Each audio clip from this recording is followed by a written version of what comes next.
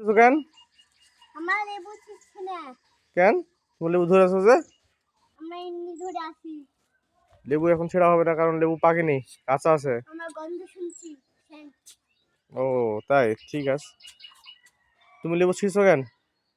ছিঁড়ছে না, গন্ধ। তুমি লেবু খাও বড় হলে? হ্যাঁ খাই আমরা ভাত দিয়ে। আর তুমি কি দেখাও? আমিও ভাত, আমিও ভাত দিয়ে। ঠিক আছে, ছেড়ে দাও।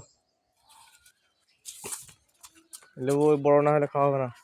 আমি এখন খাবো না, বড় কাটলে খাবো। আমার এদিকে কাটে গেছে, তিন দিয়ে কাটে কাটা যায় জানিস। প্রচুর লেবু ধরছে, আর এগুলো বড় হলে সব সব আপের মধ্যে সব কাটা যায় তিন দিয়ে সহজ।